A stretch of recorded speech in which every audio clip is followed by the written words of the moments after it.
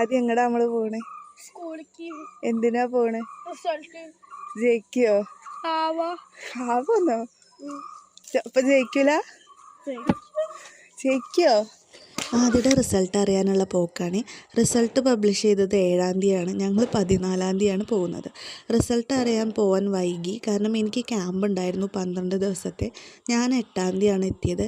ആദ്യമാണെങ്കിൽ അമ്മ വന്നതുകൊണ്ട് അമ്മയുടെ കൂടെ മലപ്പുറത്തായിരുന്നു. അവനും 8-ാം തീയതിയാണ്, 8-ാം തീയതി അല്ല, അവൻ 9-ാം തീയതിയാണ് വന്നത്.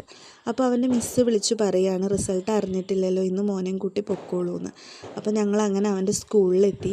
അവൻ പൂക്കാട്ടിലുള്ള സഫ ഇംഗ്ലീഷ് മീഡിയം സ്കൂളിലാണ് പഠിക്കുന്നത്. ഇപ്പോൾ ഫസ്റ്റ് സ്റ്റാൻഡേർഡിലാണ്. ആദ്യക്കാണെങ്കിൽ ഒട്ടും കോൺഫിഡൻസ് ഉണ്ടായിരുന്നില്ല. ഞാൻ തോൽക്കുമെന്ന് പറഞ്ഞിട്ടാണ് വന്നത്.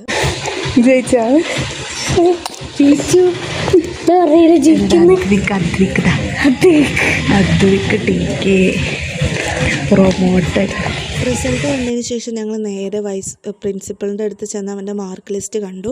അത് കഴിഞ്ഞിട്ട് അവൻ എന്നെ സോപ്പ് ഇടുകയാണ്. അമ്മ എനിക്ക് ജ്യൂസ് വേണം, എനിക്ക് അത് വേണം, എനിക്ക് ഗിഫ്റ്റ് വേണം എന്ന് പറഞ്ഞിട്ട് അവസാനം ഞാനൊരു ജ്യൂസ് വാങ്ങിക്കൊടുക്കുക എന്ന് പറഞ്ഞ് അവനെ പറ്റിച്ചു.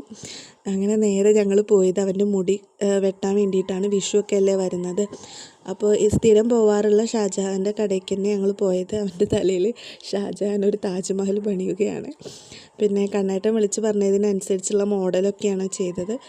എനിക്കതിനെക്കുറിച്ചൊന്നും അറിയില്ല. അപ്പോൾ ഒരു ഫോട്ടോ എടുക്കാൻ പറഞ്ഞപ്പോൾ അവന് ഭയങ്കര ജാട. ഞാൻ പിടിച്ച് നിർത്തി ഫോട്ടോ എടുപ്പിച്ചതാണ്. പിന്നെ അവൻ്റെ ആവശ്യപ്രകാരം ഒരു ജ്യൂസും വാങ്ങി ഞങ്ങളങ്ങനെ നേരെ വീട്ടിലെത്തി. Guys, by.